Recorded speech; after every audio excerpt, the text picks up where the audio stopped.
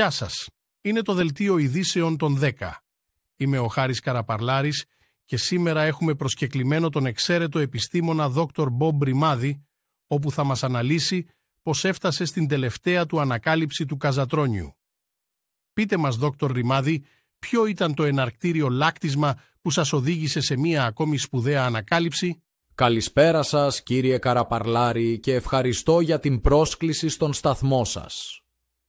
Αρχικά είχα την έμπνευση να ασχοληθώ με την εξοικονόμηση των υδάτινων πόρων.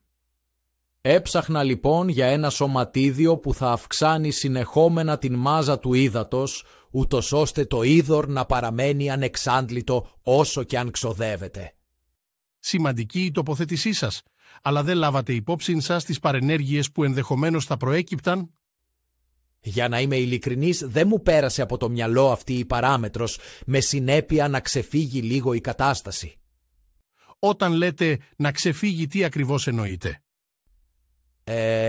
Πώς να το κάνω κατανοητό για τους απλούς ανθρώπους που δεν έχουν γνώση της κβαντομηχανικής? Βρισκόμουν σε έναν αστεροειδή όταν πειραματιζόμουν και την στιγμή της έβρεσης του σωματιδίου, ο αστεροειδής έγινε κομμάτια. Για να καταλάβω δηλαδή, βρήκατε το σωματίδιο καζατρόνιο, αλλά κάθε φορά που θα χρησιμοποιείτε θα επιφέρει τον όλεθρο? Ακριβώς. Αν εφαρμοστεί σε έναν πλανήτη, ποιο θα είναι το αποτέλεσμα?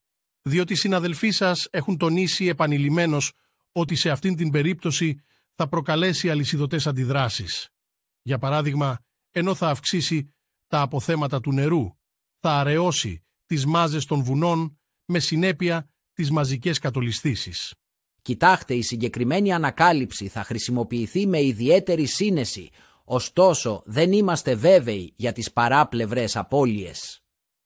Μήπως θα χρειαστεί να σκεφτείτε ξανά την εφαρμογή της ανακάλυψής σας, γιατί αν κατάλαβα καλά, ολόκληρες περιοχές θα εξαφανιστούν από τον χάρτη.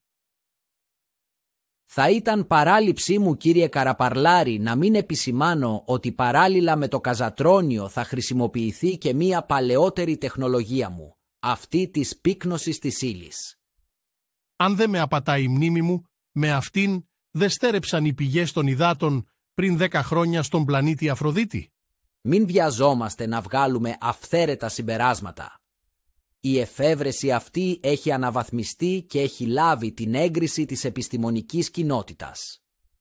Συνεπώς όλα θα κυλήσουν ομαλά, κύριε Καραπαρλάρη, αφού θα γίνει παράλληλη χρήση των δύο τεχνολογιών.